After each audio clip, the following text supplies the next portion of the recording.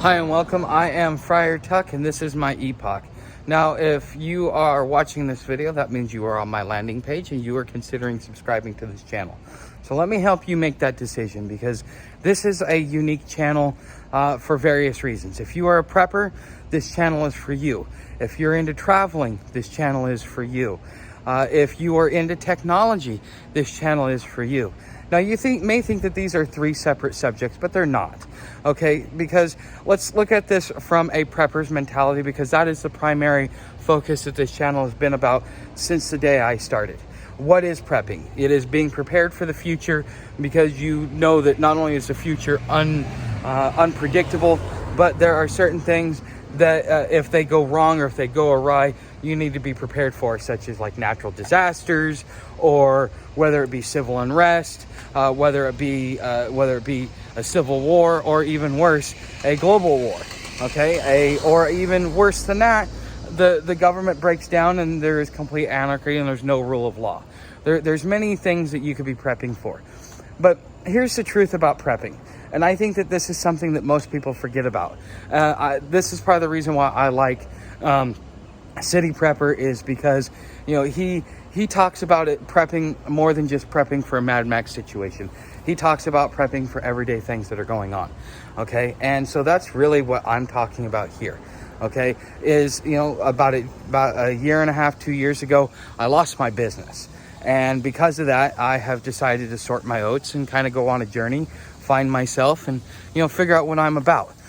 But also, you know, on that same sense, you know, what really caused me to start this channel is that the bottom 30% of society is going to end up being dispossessed.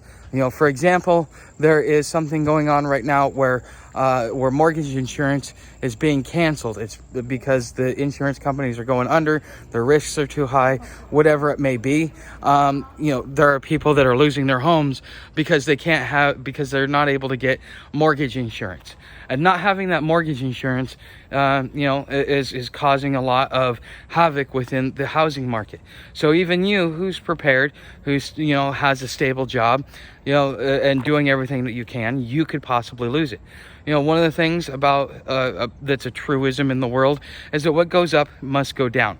So, you know, as we've reached the pinnacle of the American empire, now it is time for us to degrade into a third world country, just like every other country that has had some form of global influence in history. Now, this is probably the largest global influence that one country has ever had, next to maybe Great Britain and Rome.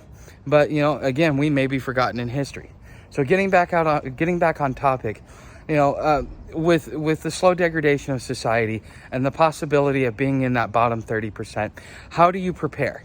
So, you know, with me traveling and being on the road, so I've done the Florida Trail, the Alabama Road Walk, and the Pinhoti before I got sick, and the hospital put me at a homeless shelter in Chattanooga about 2 months ago. Okay. And now I'm in Cincinnati because I continue traveling. I'm not one of those people that likes to stay in one place. And, you know, you get to benefit from that because you get to see what each region of the country, what each area of the country is like, so that when it comes time for you to uproot and move for various reasons, whether it be weather, whether it be economics, or whether it be safety and security, you know, you may be forced to migrate for your own safety and for your own benefit. Because, you know, the ebb and flow of the way things work in this world is that, you know, today this area is great. So for 20 years, Texas has been the state to go to.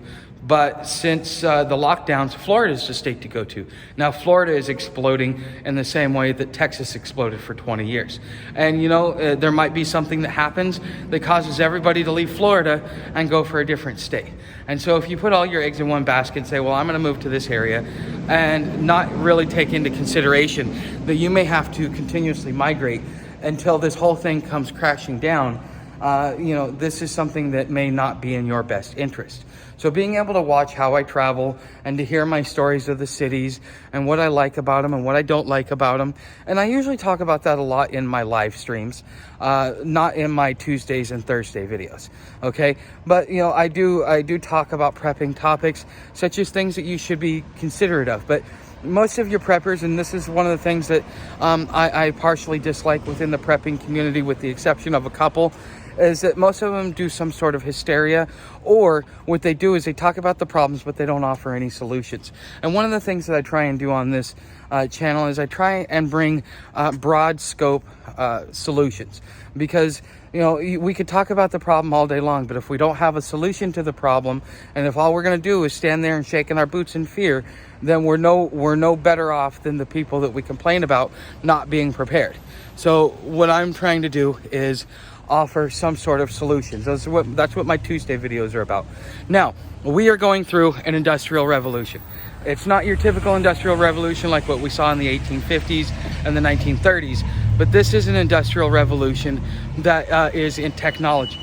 Right now, everything is going to robotics. The need for large amounts of workers to work factories no longer exists, because we can have robots do it for us at a cheaper cost, and it's more efficient because we don't have to worry about human error.